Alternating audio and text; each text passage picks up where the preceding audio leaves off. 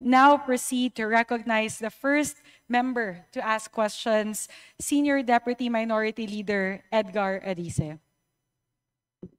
Thank you, Madam Chair, colleagues, members of the DBCC. Good morning.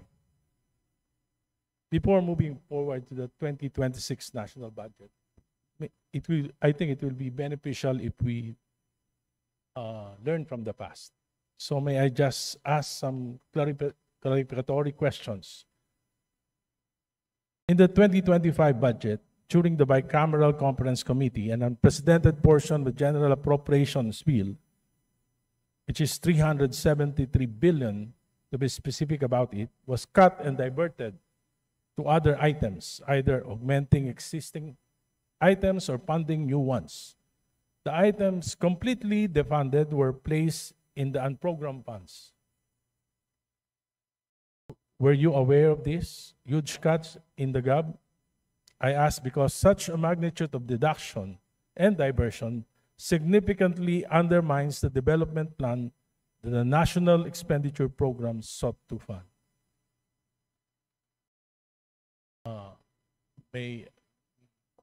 SDM Arice, may I ask to which agency you're directing your question? To both the Secretary of DBM and the Secretary of Finance. Secretary Pangandaman, Secretary Recto, if you may please respond to the query of the Honorable Arice. Madam Chair, I'm sorry, but the audio is quite malabo. It's and if I can just repeat it, your question is that are we aware Yes. of the changes? Of the 373 billion, to be specific about. No, Mr. Chair. No, Madam Chair. If you are not aware, This is from GAB, sir, Madam Chair, from GAB. HGAB po. If I hear it right, Madam Chair. From HGAB po, Madam Chair, we are not aware po. yes, but when the 2025 budget was given to the President, announced publicly that he will review it personally. Of course, I'm sure that the President consulted you. After reviewing, ang binito lang po ng ating Pangulo ay 26 billion. Masyado pong maliit kumpara doon sa malaking pagbabago. Ang ibig po bang sabihin nito ay na-alter na yung ating development plan o yung President's budget? I'm asking this because since 2023, mahigit 1 trillion na po yung budget cuts ng Kongreso sa budget ng Pangulo. Nag-agree po ba ang Pangulo dito sa budget cut na to dahil 26 billion lang po yung kanyang binito? And what will be the effect of this on the plans and programs of the President's budget? Yes. Well, first of all, Mr. Speaker, there is a saying, the executive proposes, the Congress disposes of the budget, and the executive implements the budget. Having said that, the President, in his wisdom, his first pass was to veto a few portions in the budget. Now, during the time of implementation of the budget, the President has decided not to release the entire appropriations today. And why is that? Because it may not be consistent with the Philippine Development Plan of his administration. So, if the President sees, for example, that there are double entries in a particular project, he's not bound to release these appropriations. So, at any given time, during budget execution, the President can withhold releases of the budget if it is not consistent with the priorities of his administration. And as of today, my understanding is that roughly 60 to 80 billion has still been withheld. Madam Chair, these cuts were unprecedented. I've been in Congress for quite some time. Ngayon lang po ganyang kalaki yung budget cuts.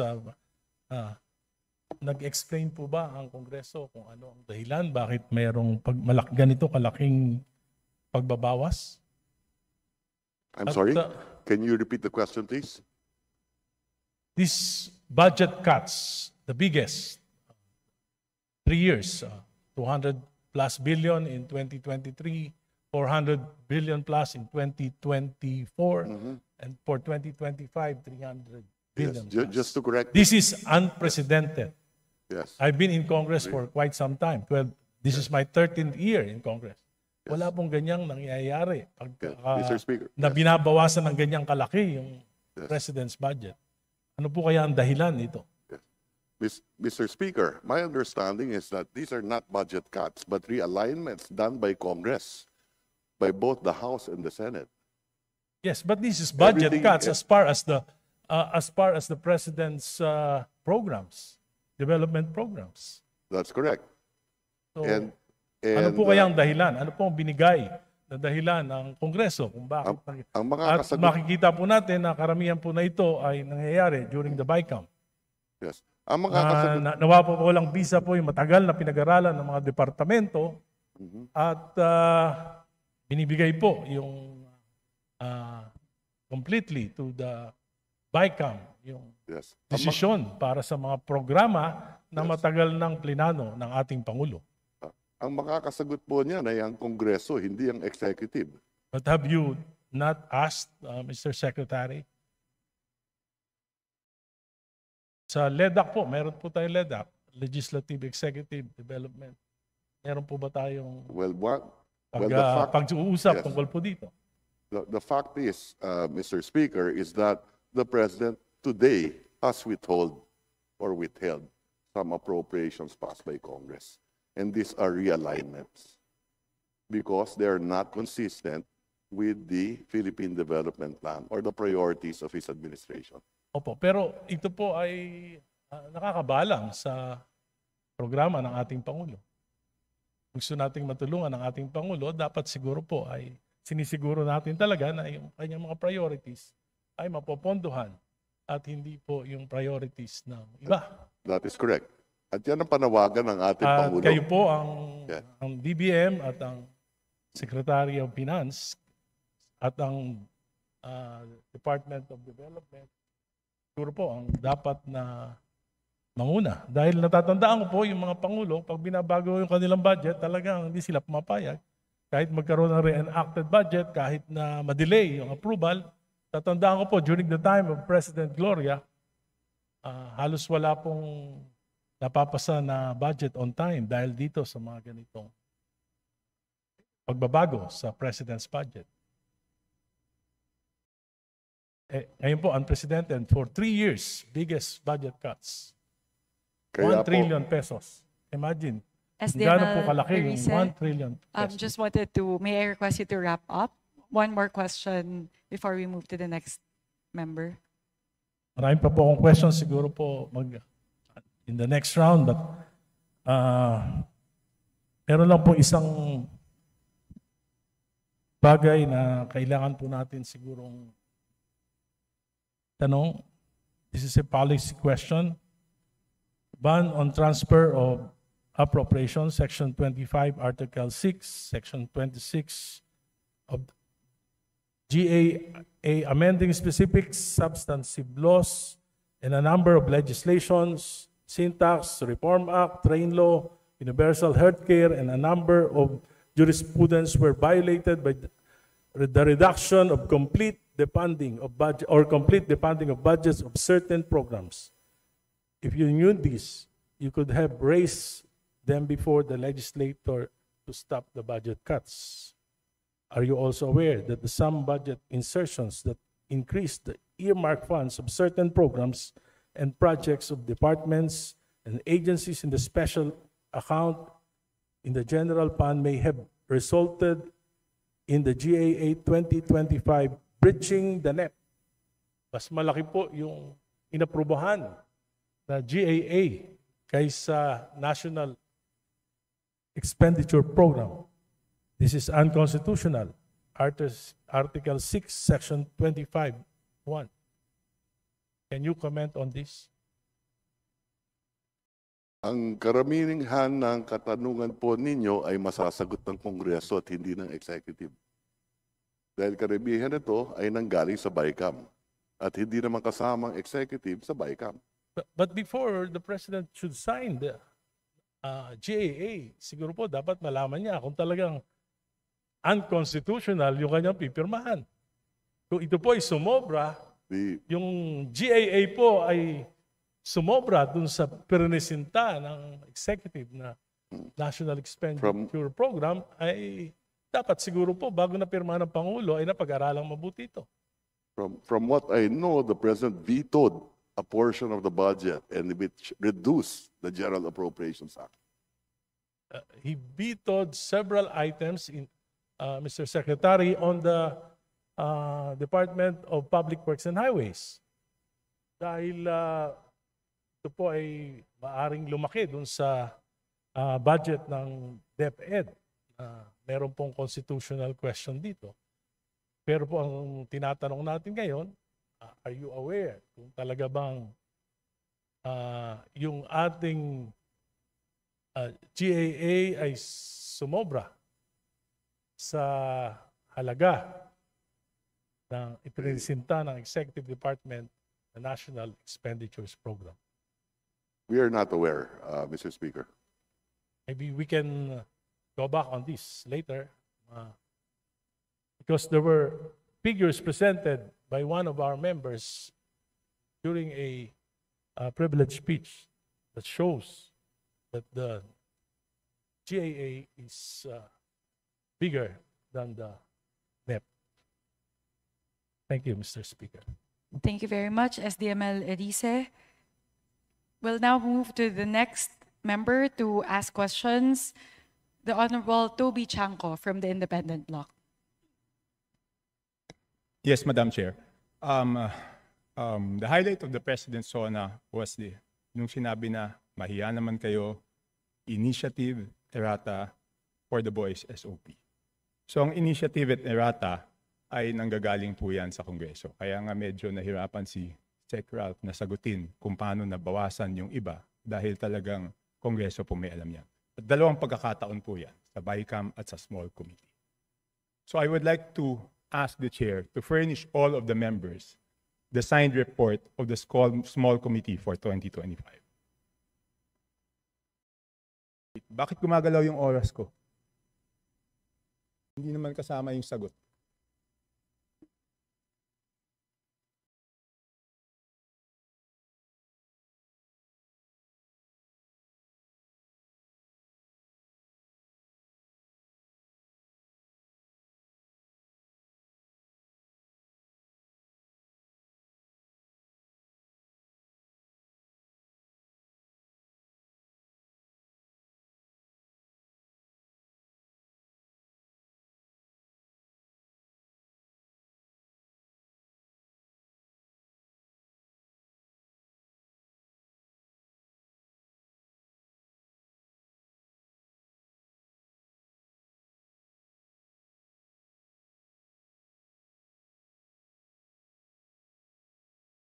Thank you very much, Representative Chanco. The request will be put under consideration and we will let you know if it's possible to... No. Madam Chair, why should it be put under consideration? This is of public record. This is in accordance with our rules. That all committee reports must be given to all members. And that shouldn't be taken against my time because you're telling me that, teka, balik natin yung oras ko kasi sinasabi nila that will be taken into consideration. It should not be taken into consideration. Madam Chair, allow me to read this, no? Declaration of Principles and Policies. Section number 2 of our rules. Public office is a public trust. The House of Representatives and every member thereof are accountable to the people at all times. I will not read the ending portion. Number 3, efficient and effective access to and dissemination of appropriate and accurate information are imperative in lawmaking. So why should it be taken into consideration, Madam Chair?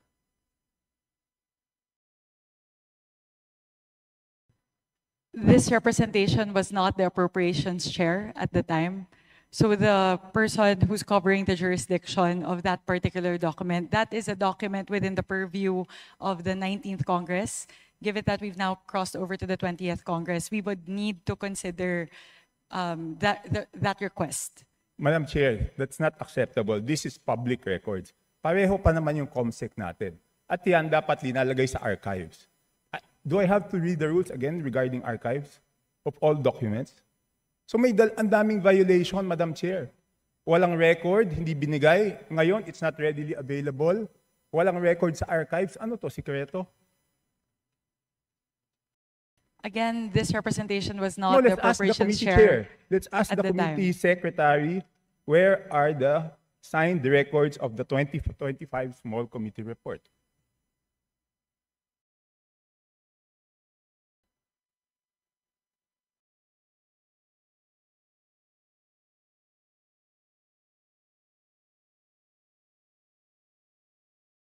Madam Chair, simple lang to. Kung electronic copy, dapat lahat may electronic copy. So dapat i-email sa amin lahat within 5 minutes, di ba?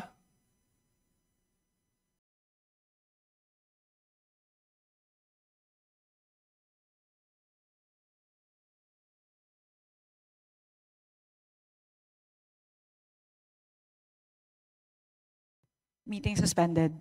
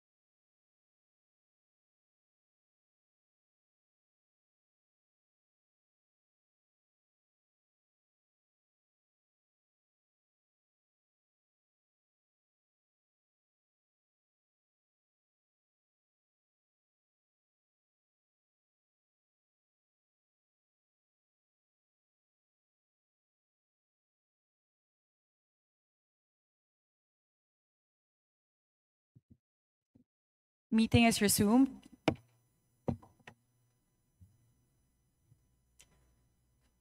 As a response to the Honorable Chanco, we will look into the records and Madam- look at the Madam Chair. particular item. The subject matter of today's hearing is the briefing on the 2026 budget. So this is an internal matter that may No, be it's taken not. up with the Committee on Appropriations No, it's separately. So Madam we would- Chair, starting Wednesday, tatanungin natin yung mga departamento, paano nila ginastos yung budget nila.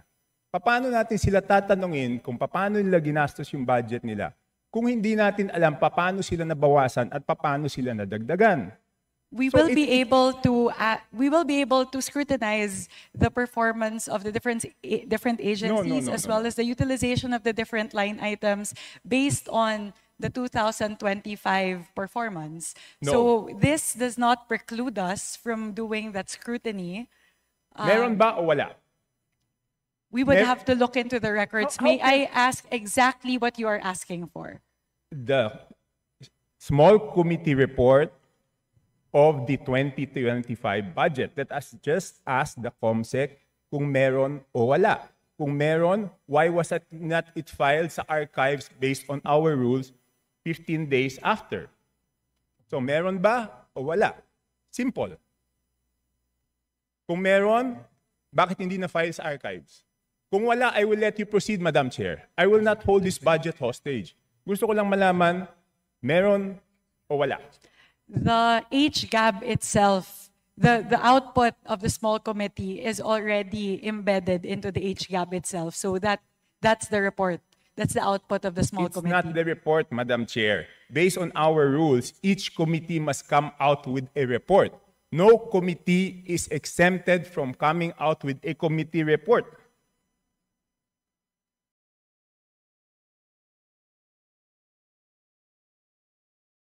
Please check Section 39 of Rule 9 of our rules.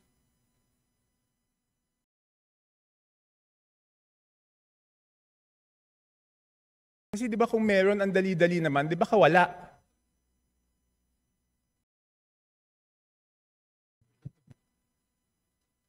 So the small committee is subsumed within the Committee on Appropriations, and it is the Committee on Appropriations who's required to submit the committee report. In this case, the report and the output of the Committee on Appropriations is the HGAB. No, it's not. The HGAB is different from a committee report. Just like any other bill, the bill is different from the committee report. There must be a committee report included to the bill. It is not one and the same. At the point of after the committee hearings are done, the Committee on Appropriations comes out with a committee report, and then it moves to plenary, at which point we approve it and the small committee works. So now the output of the Committee on Appropriations, once that is elevated to the plenary, is the HGAB. No. So there's no other committee report that needs to be furnished by the Committee on Appropriations apart from the HGAB It itself. is not exempted from our rules, Madam Chair. Maliwanag, Section 39.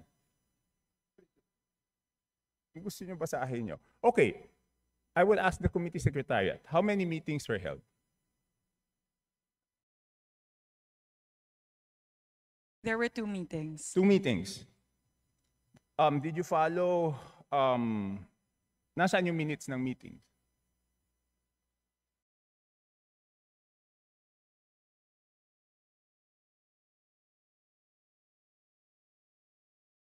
Where were the meetings held? What date?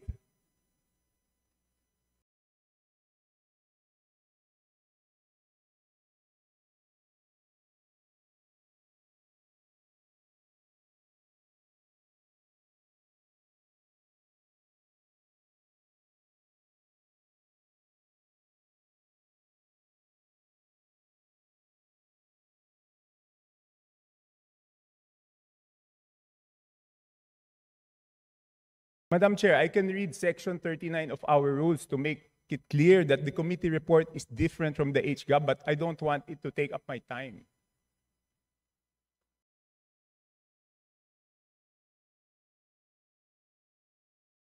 Iba po yun eh. Kasi tignan nyo, yung BICAM, di ba may BICAM report? Doon sa BICAM report, teka muna, ba't umaandar yung oras ko? Hindi pa nila natatapos yung isyung rineraise ko.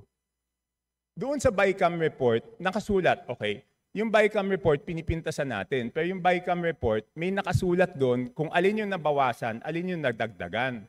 Dito sa HGAB, wala tayong makita kung alin yung nabawasan, alin yung nadagdagan.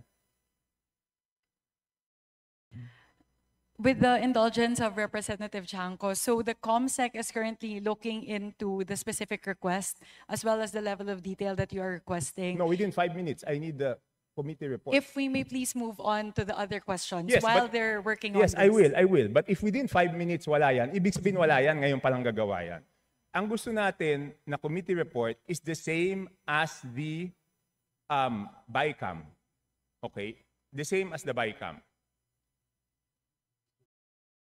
Nakasulat kung saan binawas, saan nadagdag. Okay, I will mention why it is very important. Okay, ito may dalawang distrito, no? At sino ang nag-introduce ng amendment? May dalawang distrito, hindi naman to kasalanan ng congressman doon sa distritong yon. Ang NEP nila is 2.530 billion. And then pagdating sa GAA, naging 20.999 billion. Isa pa, 1.508583 billion sa NEP. Pagdating sa GAA, 20,795. So, tapos, ang pinasok lang sa BICAM dito is 5 billion and 4 billion each. So, ang napasok dun sa small committee is 13 billion. Dun sa isa, yung isa 14 billion. So, sino yung nagpasok ng 13 billion na yun at saan tinanggal yun?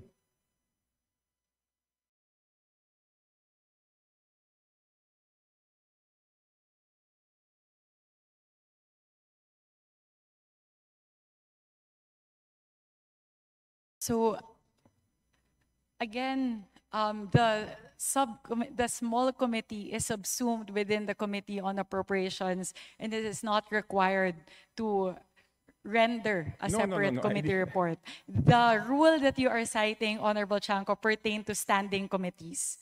And the mother committee in this case of the small committee is the Committee on Appropriations. Yes, but did we exempt the Committee on Appropriations not to submit a committee report? No. Again, the committee report of the Committee on Appropriations at the plenary level is the HGAB itself. Yeah, but all meetings, dito sa ating rules, all meetings must be on record. So it's not only the committee report, dapat yung small committee na yon, meron silang report na finurnish lahat.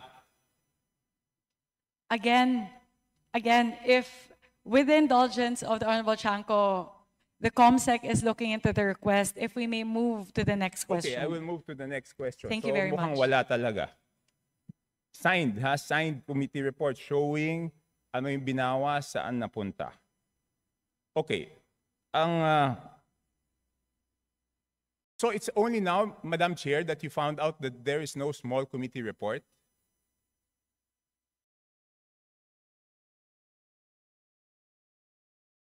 Madam Chair, it's only today that you found out that there's no small committee report? Again, Representative Chanco, I was not the chairperson of the Committee on Appropriations at time, nor was I linked to the budget deliberations or the deliberations of the small committee. So this is something that we are looking into based on your query. Okay. So, you mentioned in a press conference that you will have a subcommittee on budget amendments to replace the small committee. Is that correct? Yes, that is correct. Does it mean that we will now strictly follow section 56 and 57 of our rules? That before after we approve on second reading, no further amendments will be made? Yes, that is correct.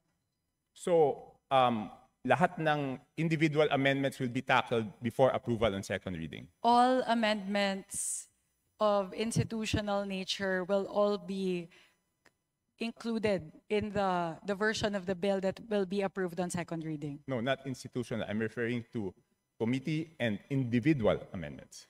Technically speaking, yes, both committee and individual amendments as moved, as tackled during the period of amendments in the plenary. So after the second reading, wala na pong babaguhin? Yes, that is correct. Okay.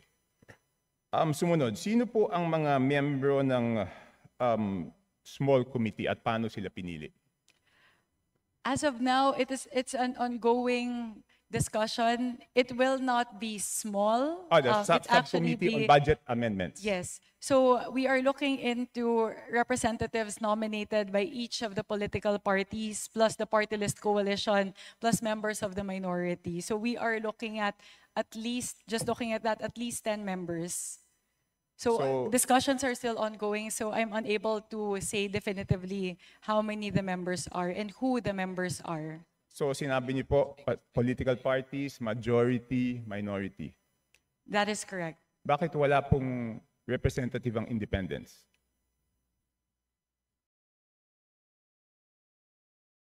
Hindi pa po kami dapat tumingin din sa budget? That could be considered. Thank you very much for pointing that out, Representative Shanko. So is it a affirmative that the independents will be represented? Madam Chair, point of order, Madam Chair. Kasi kanina I was asking kung ano ito, kung hearing ito o briefing. Ang sagot sa akin, briefing. Sa naririnig ko parang hearing. Because we are now discussing, things that are properly discussed in the committee itself.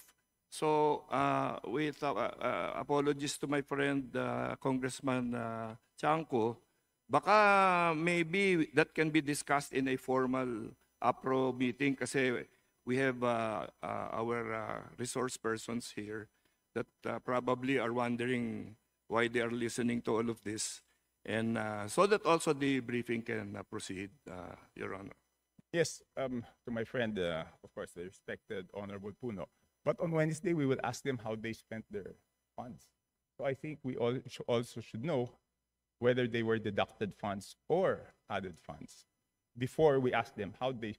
Di ba po parang kahit bata, pag humingi ng allowance, bago humingi ng bagong allowance, titignan muna kung paano ginastos, di ba? So, and I'm winding up. Tech Puno, Congressman Puno. No, I am not unhappy with the questions. In fact, some of them are my own questions also. I was just observing that the ruling was that this is a briefing. So I myself have been forced to revise some of the questions I was going to ask. But thank you for your lead on this. Okay, next. Lahat po na ba dapat digital na ngayon? Bakit wala pong soft copy ang HGAB?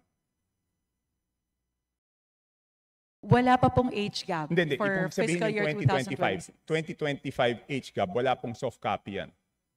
So bakit po kaya walang soft copy ang HGAB? Kung yung NEP may soft copy na pinapublish po yung DBM, kung yung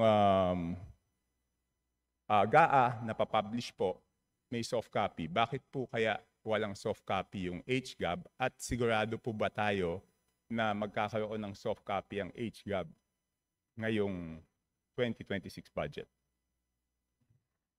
So the requirement of the transmission between the House and the Senate is for hard copies during the 19th Congress. So that's the version that was prepared by the House, because that's the requirement of the Senate in terms of the transmittal.